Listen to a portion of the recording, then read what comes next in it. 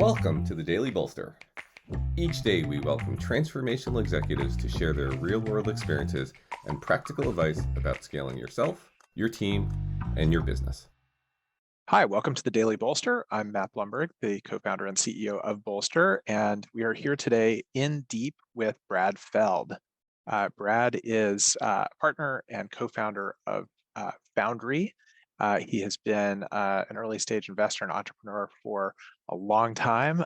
He and I have known each other for over 20 years. He was involved with Return Path. He was involved with Bolster. We've been on some other boards together. We've written a book together. He inspired me to write my first book. So Brad, we are happy to have you here today. I'm pondering what in deep actually means. In deep what is kind of what comes to mind. In deep means this is not the 5-minute version of the podcast. But maybe we'll come back and answer that at the end. So you've been in the venture business for a long time, from SoftBank Venture Capital to Mobius to Foundry in the early days to Foundry today. And I wanted to start by just asking you, kind of when you pull up from that journey as an early stage venture investor, how has the venture business changed? How have startups changed? How has the whole kind of process changed over the last 20 or 25 years? Well, some things have changed a ton and other things haven't changed at all.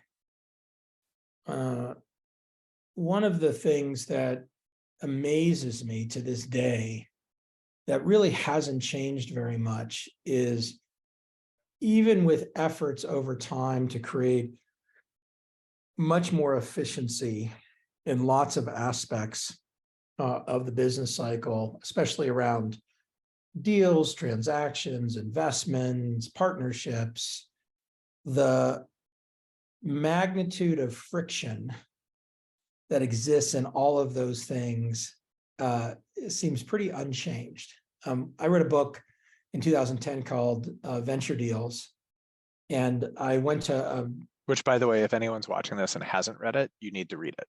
There you go. It's the gold standard book for understanding how to finance a startup.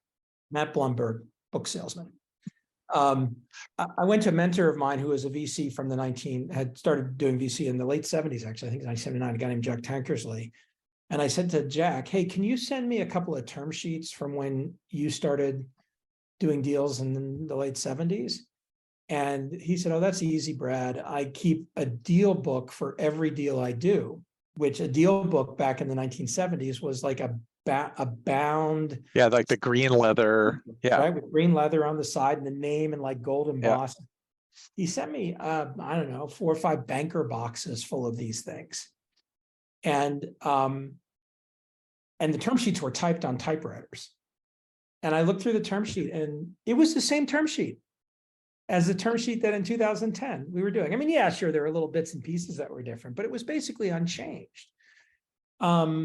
So there's a bunch of stuff like that just sort of carries through the system that seems, I don't know, tiresome, tedious, whatever, but it's just part of it.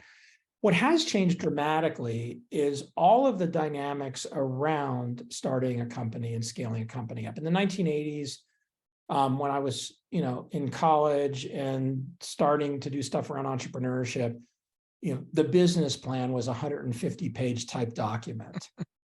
What would you do if someone sent you one of those today? I don't know. Mail doesn't come to me I don't know what's mail. I don't know. I just don't know. The characteristics of founders and the requirements of the founding team and the experience that they had was reasonably well bounded. Like there were definitely cases where you had young first-time entrepreneurs, but there was an awful lot of cases where sort of the traditional founding team looked like a traditional founding team from, the 1970s or 1980s or 1990s. The amount of investment activity was very different. And an example I'd give is I started making angel investments in 1994. I sold my first company in 1993. And in that first company, we didn't have any investors. We didn't raise any money. So I knew nothing about making investments. And I started making angel investments, and I made angel investments at the pace of about one a month for 3 years. So I did about 40 investments in 3 years. And at the time, that was considered insane. Because, if you're an angel investor, maybe you made 1 or 2 angel investments a year.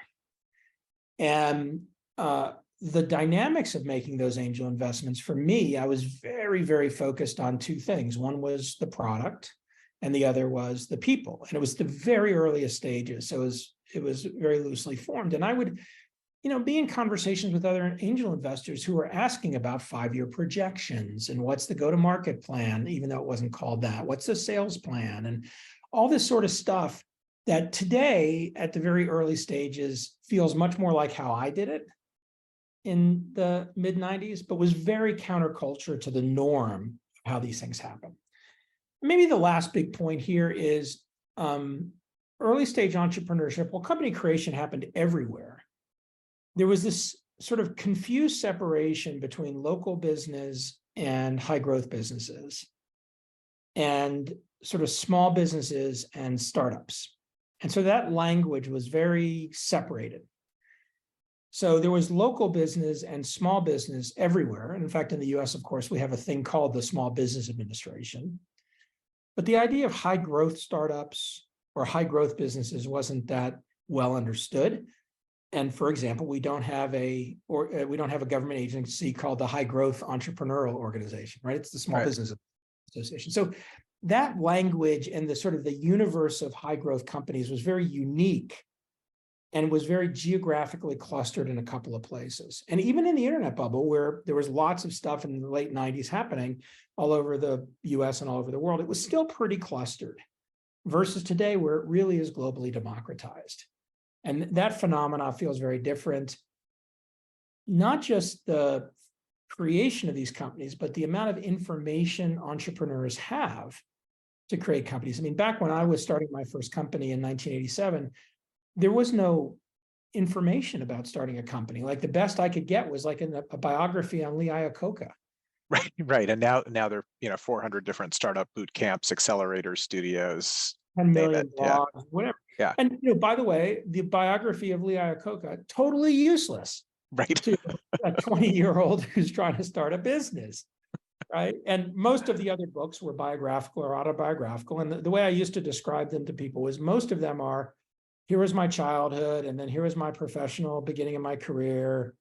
Oh, now there's some photographs in the middle of the book. Look at me with my, as a kid and young adult and my first business. Oh, now look at me standing in front of my plane and how successful and rich I am in my fancy house. And then the last half of the book is, and look how awesome I was to create my business. Like that was kind of the biography tempo at the time versus, a really detailed blog post on how to increase prices on your SaaS product. Like there's not just one of those. If you search for that in Google, there's 30 of them. You have to figure out which one's the useful one. So those dynamics are very big. It feels to me also that the dynamics of financing kind of first check and second check are very different as well, right? There are instruments, there's the SAFE, which didn't exist. Everything used to be priced or debt. It feels like there are a lot more options for financing first check and second check besides like, when I started Return Path, it was friends and family, or you went to a VC. I think it's very true that there's lots more options. I don't think the structures are all that different because, the two choices have always been you do a actual equity transaction or you do a transaction where it's going to convert in the future into equity. And for a long time, that was a convertible note. And now, there's synthetic versions like a SAFE that's not a convertible note, but it sort of looks like a convertible note. And you can kind of do all the same things and, So there's advantages and strengths and weaknesses to each. But I view it much more that pool of people investing in startups has changed a lot. And in, the mid 90s, when I started doing angel investments, it was a relatively small number of entrepreneurs like me who had made some money and had some success that wanted to invest in new companies. It was people who had a bunch of money that were interested in investing in tech and startups for whatever their motivations were. It was friends and family, people that you knew that could sort of, you could cobble together some money from that. And then it was VCs. And most VCs, even if they were making investments at the seed stage, they were being very careful with their investments at the seed stage. Back again to this notion of team, do you have the right experience? Do you have the right pedigree? Have you put the right people together? Today, the velocity of all that is much faster. There's a much, much larger pool of different types of people who are willing to invest, much greater magnitude of successful founders who have invested as angels, much more understanding of how to do it.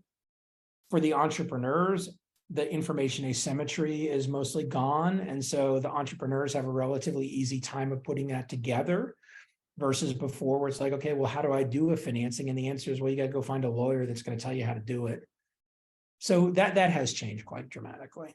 Yeah. What is one thing you would do if you were going to start a business today? I think you're out. I think you're out of that side of the equation. What's one thing you would do that's like, oh, the first thing I would do is X? That may be very different than when you started your first company in the 80s.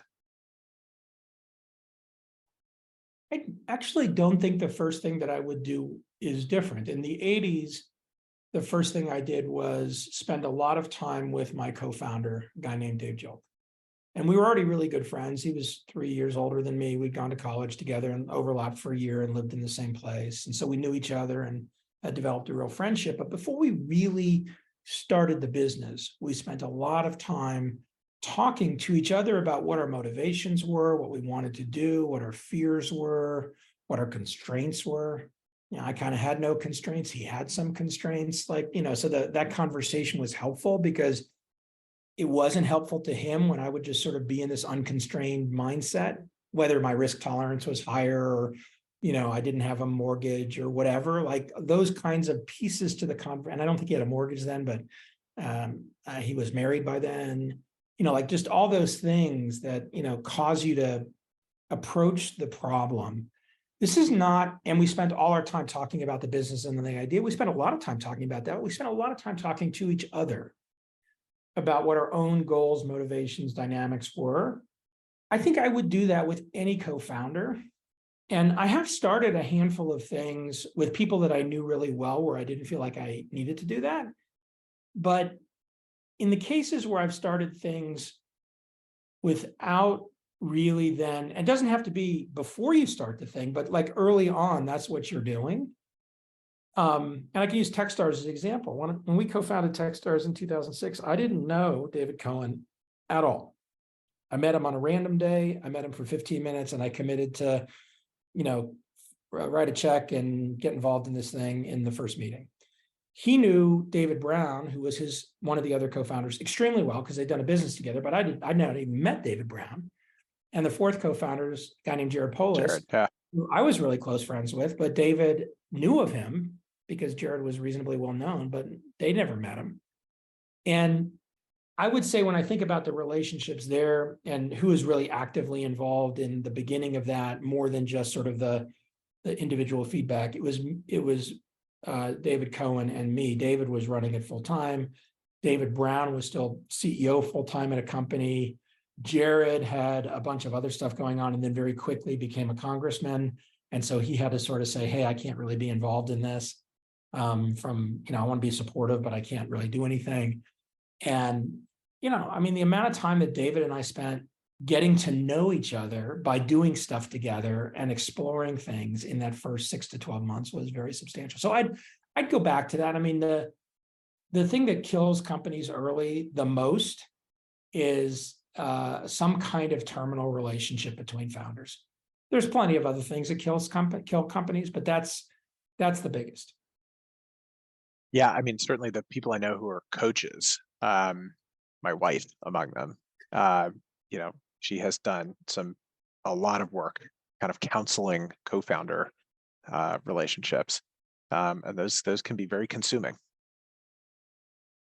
So let's build on that and talk not about things that can kill companies, but about what makes companies successful. So you've had a number of incredibly successful investments, Zynga, Fitbit, right? There's a long list. What are when you sort of think across all of those, what are the things that those CEOs, founders had in common that not just drove success, but drove success at scale? I think the primary and starting point for each person was an obsession about the product. And the word obsession has positive and negative connotations. So, I'll make it less dicey as a word and say, ask the question, were you put on planet Earth to do this thing? And it doesn't mean that you're going to do this thing for the rest of your life, but in this moment. And, when I think about the two examples you gave, Mark Pincus was obsessed about social games.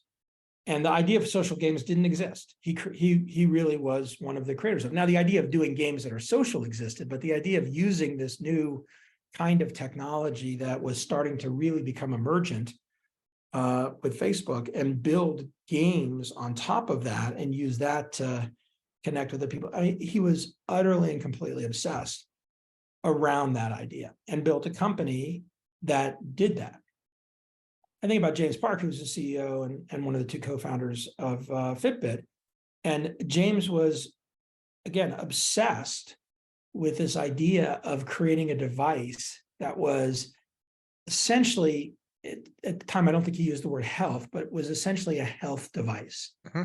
Like there's a whole bunch of human behaviors that we should be able to keep track of and play it back to you in a way that helps you improve your health. And, it started off as a simple step counter, but evolved quite significantly over time to include, lots of other characteristics, including sleep and including exercise and including, ... So that obsession is key. It's so important to have your focus on the thing you're doing. I know so many entrepreneurs who were excited about an idea, or even many who are passionate about an idea, but couldn't stick with it at the level of intensity it needed to have, especially when things got hard, especially when there were other interesting things that were starting to attract them somewhere else. And, you see a lot of companies that started off pretty interesting and then lose their way. And part of the reason they lose their way is because the founder, and in many cases, the founder CEO, wasn't obsessed about a problem. They were grabbing onto something that they then followed. And when that didn't work or started to work not as well, they went somewhere else. And, the word pivot ended up becoming part of the vernacular of venture capital. And I think it actually came from Josh Koppelman and First Round, but I could be wrong. And that word, I think, confused a lot of founders because pivot didn't mean throw away everything you're doing and do something completely different. But right. A lot of founders started using it. Oh, this isn't working. I'm going to try something different. Well, if you don't care about the thing that you're working on enough to keep trying to grind it into something that's going to work, you're not obsessed about it. Now, I always say that, like the true definition of pivot is one foot stays where it is. The other foot moves around a little bit. Yeah. It's not a restart. Yeah, that's right. That's the right bit. And for somebody that as a seventh grader played some basketball, I understand that. You're a big sports guy. Come on, Brad. Totally. Yeah. That pointy ball game. They just had one of those, right? That was a big thing. One of the things I've always loved about the portfolio that you have is it's a pretty broad range of types of companies. So you have things like Zynga and Fitbit that everybody knows, and then you have a bunch of companies that no one has ever heard of and no one ever will hear of unless they're pretty deep in a sector or infrastructure, something like that. What's a good example of one of those, and how is it the same? Is the characteristics of success the same, whether it's high profile B2C or low profile geeky B2B? No, they're all over the place in terms of what they are. I'll give an example of one that I think I used to coin a term that describes these types of companies, which I really like too. They're my favorite companies to be involved in. The term is silent killers. And the idea of it is that no one knows anything about this company until all of a sudden either it's a huge success or something happens and now everybody knows about the company because of what it did. Yeah. And I think the company that I coined the term on for that was a company called GNIP. Mm. And Yeah, that's a good one. GNIP was a company that was started when this was around 2009, somewhere in there, when social networking had now become a thing. And the data coming out of social networking was quite significant. The social networking systems, and not just social networking, but YouTube. And this was a time frame where there was a whole bunch of products. It wasn't just the dominance of Facebook and even LinkedIn. I think at that time frame wasn't that, it was significant, but it wasn't that dominant in terms of what it was. And so maybe you had 50, 100 different companies that were generating data exhaust from the interactions between people. And what GNIP decided to do was try to become a central server for all of that data. And so if somebody wanted access to the data of a certain type, they could get it from GNIP using a single interface, single type of call. And what GNIP did was it aggregated all the data from all these different services through all the different APIs, and every service had its own API. Everything worked differently. Over time, that turned into a business that mostly consumed the Twitter fire hose and a couple of other services.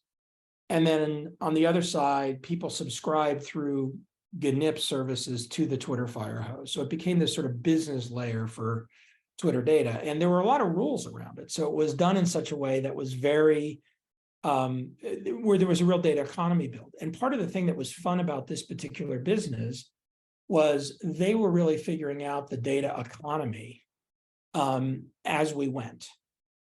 And in the context of figuring out the data economy as we went, they helped set a bunch of those rules, which other companies then did not subscribe to, Facebook being one of the most pernicious. And of course, in 2016, 17, 18, there was all kinds of stuff around that. That business raised almost no money. It only raised $6 million total, and very quickly grew. I think when we sold it, it was about a $40 million business and was a cash flow positive, profitable business. And the buyer was Twitter, because Twitter decided it wanted to own all of that. Its own business layer, yeah. And that business ended up before the takeover of Twitter by Elon Musk. That business, I believe, at its peak was about a $400 million business, and it generated $300 million plus of cash to the business. That's how profitable it was. There's a lot of noise about what's happened to that business and what's happening to that business. Right. I do know that almost everybody that was working on that product were fired in the first wave of Twitter firing. So lots of interesting stuff there. But if you play that game out, like, no one knew this business unless you were a company that wanted to buy data from these other services. And they had a very high profile competitor, and that high profile competitor raised 10 times the amount of money they raised. And that high profile competitor made tons of noise all over the sort of tech landscape. And in the end, that company failed. It was worth zero. And when Twitter bought GNIP, it turned out that the GNIP data was like 90% of it. So I just give that of the entire economy that had been built. So I just give that example, like, the founder of that company, or the CEO of that company, was Chris Moody, who's one of my partners at Foundry. The co-founder with him, the co-founder of the start of the company, was Jud Valesky. And, the two of them just put their head down and focused on a problem, focused on really deep technology, got customers, got revenue, and didn't care that much about all of the noise that is performative but doesn't really help your business. Obsession gets you pretty far in life. Could also get you in jail, but that's probably a different topic. All right, last topic, boards. So you've been on a lot of boards. You've been on some bad boards and some good boards and some great boards. When you think about the great boards you've been on, what are a couple of things that they have in common that made them so strong? The CEO, whether or not the CEO is the chair of the board or not, the CEO viewed the board as a team and worked really hard one-on-one with people, but also sort of broader set of people around the system. Second, the boards were balanced between VC, founders, and outside directors or independent directors. And in fact, I think probably the best boards I've been on have been independent and more independent director oriented boards, one or two VCs, mostly independent directors, CEO, maybe a founder. Next, they are groups of people who build some effort of emotional connection between them, especially around conflict. So I don't try to win you over. I don't try to run you over as a fellow board member. I might disagree with you. I disagree constructively in public and kindly. And I'm also willing to back off my disagreement or back off my position if everybody else has a different position or it's clear that I'm an outlier. I've said what I think. I accept whatever we're doing. I just wanted to contribute to the conversation, much more than somebody trying to get their way or hold people up or, enforce a position. And then the last is ones where I would say that there's a combination of extreme communication openness with people who come from very different places, whether those places are gender, race, experience, education. And there isn't a one-up, one-down dynamic. Everybody views each other as peers. If you're the wealthiest person on the board, that doesn't put you in a different position than the person on a board who has a whole bunch of domain knowledge about the business, but has never had an exit, but is the outside director. Like it's really a group of peers versus a segmented one-up, one-down based on, well, I was CEO of a Fortune 10 company, and so therefore, I have all of this experience and power. You second-time entrepreneur that had an exit, you just treat everybody as peers. So let me ask you, give advice to a CEO. Flip of it, which is like, what fucks up a board? Because that's really interesting. Okay, well, what fucks up a board?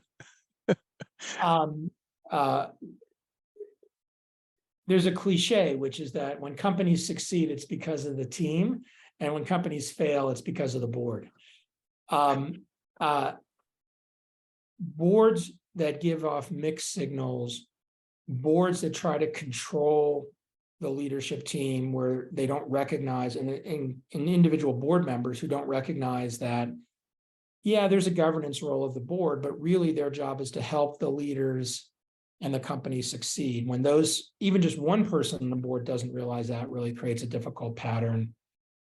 Board members who endlessly show up via flybys, right? They're not really engaged in the company. They show up, they bloviate about whatever's on their mind, but they haven't read the board book. They skimmed a page of it, and they don't have commitment to to actually solving the problem. Oh, by the way, a lot of that archetype of board member, the third time you have a board meeting, you realize that person only has a couple of different things that they're going to say. Right.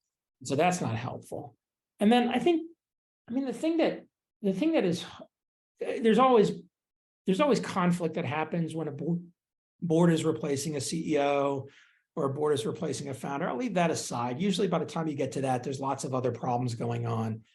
It's more the lack of ability for people to be intellectually honest about what they think in the moment and to receive what somebody else is thinking as data rather than an attack on what I'm thinking. Like if I've had this, I'll use Fred as an example because Fred Wilson and I have been on your board together for a long time. We'd be sitting in the Return Path boardroom and, be 3 hours into a board meeting. And Fred would say something that not only did I disagree with, it kind of contradicted something I'd said an hour ago.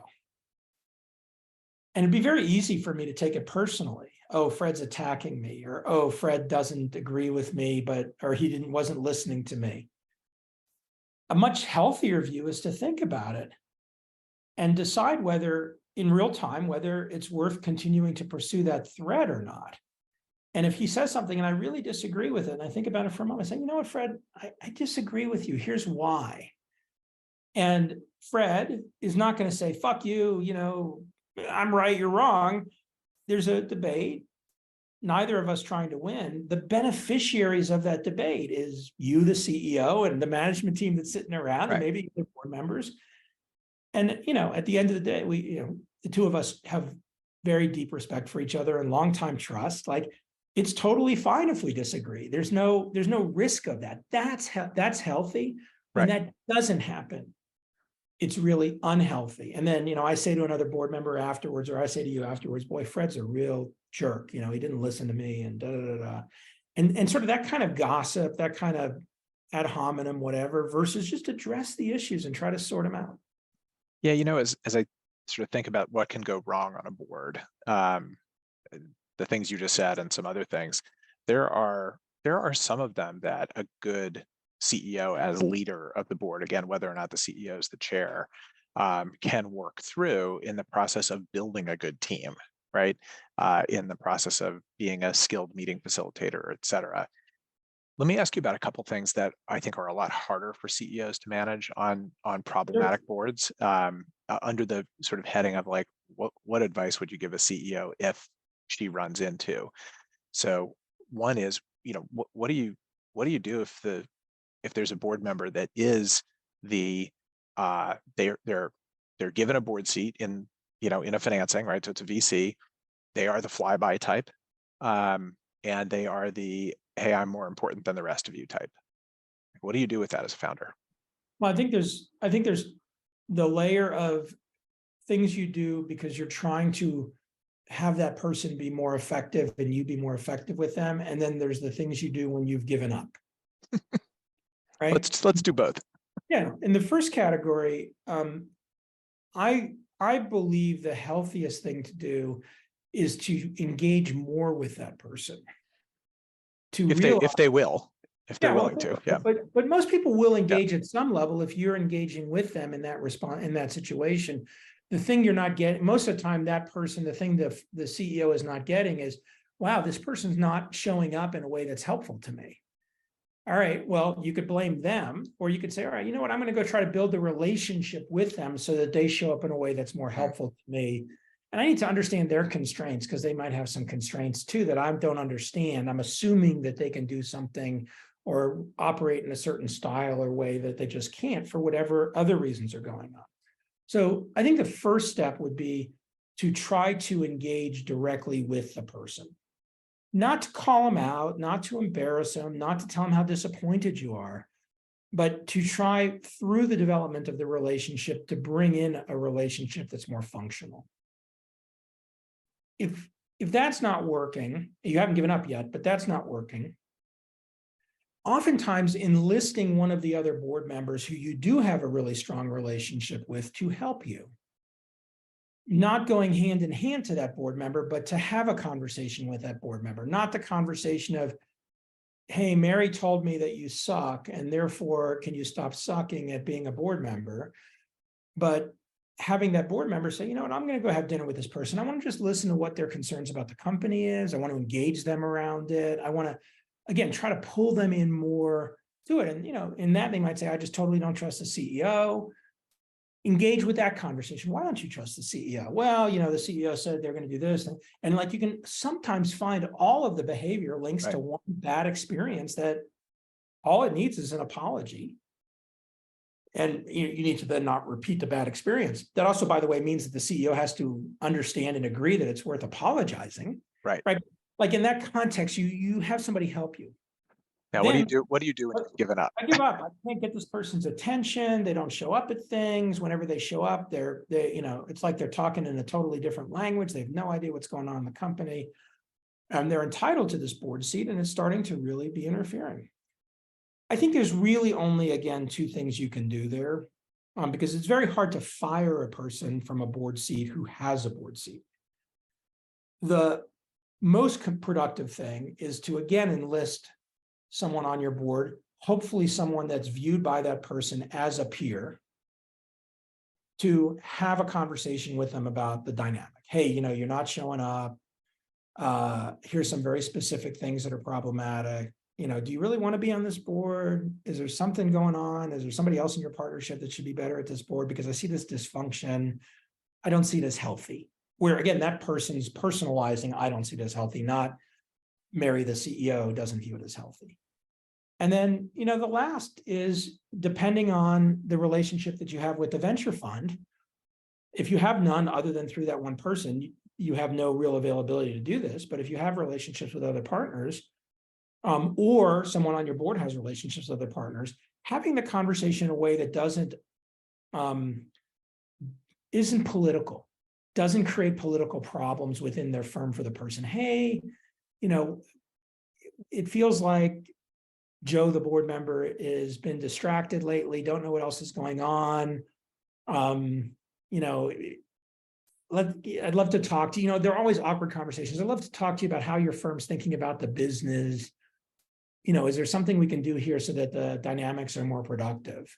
Right. Like that type of conversation, again, often through the proxy of a peer, right? Another VC on the board is probably better than CEO to somebody in the venture fund. But, in the absence of anything else, if you've really given up, you're kind of like, okay, I got to deal with this. Yeah. So let me throw one more tough situation at you. And this will be the last one.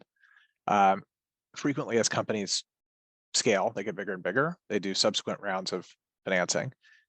They can end up with a board that has some really early stage investors on there who are 10x in the money, 20x in the money, the mid stage ones who are well in the money, and then some late stage ones who they come in at $1 billion valuation. Those investors can think very differently about the business and outcomes and what's good for the business or what's good for the founding team. Maybe very different than what's good for each of them. So you sort of end up with this sort of lack of alignment. How does a good CEO navigate that? Open conversations about the reality of what's going on in the business at all levels. Your capital structure is going to have an impact on what you can and can't do depending on what your business is doing. If everything's going great, it's not going to matter. If everything's a disaster and it's failing, it's not going to matter. It's the in-between states, especially if you need to raise more money or you get an offer to acquire the company at a good but not great for all investor price, or a price where maybe the last round just gets their money back. Just open communication and involvement with everybody around the thought process is key. I've seen so much anxiety from the background conversations, the person who's a founder that's on the board but isn't involved in the company anymore, that's poking on the CEO and that's poking on an early investor to try to rile them up, or the late stage investor who, I think of one situation where I was part of the problem, which is that when this late stage investor says, we will not sell for less than 3x, instead of me saying that's a totally nonsensical statement, like, the offer on the table, you're getting in a very short period of time, you're getting, 2 times your money, your IRR is off the charts, you can recycle the money if you want. But, like the notion that you're going to hold this up for 3x makes no sense. I think everybody just tried to accommodate that last round investor, most of whose money was still in the company. Hardly any of it had been spent yet. And the conversation could have been very different. It could have been, this is a really good offer for the company. Management team really wants to do this. We understand that based on what you just invested in, it's a disappointment relative to what you hoped. But, again, the return is quite good, logic. Let's have that conversation instead of it's like, oh shit, we got to get 3x, or if we can't get 3x, we can't do this deal, which in that particular case generated a negotiating strategy to try to get 3x, which failed. And the deal didn't happen. And, with benefit of hindsight, I think even that investor would have said, God, that was dumb. We should have taken the money. So it's that sort of thing. It's instead of being fearful of engaging in the converse, just to air it out. have the conversation, figure out what people's real issues are. And if you disagree, or you say, hey, look, I get that you're conflicted in your own mind here because of what you wanted versus what it is. But let's talk about what it is versus what it could be based on where we are right now with the information we have. Words to live by. Air it out. Just talk about it. Yeah. Brad, thank you so much for spending time on this. There's some things in here that are just gifts to entrepreneurs. So I appreciate that. Thanks for being on the Daily Bolster. It is awesome to be here with you anytime, Matt.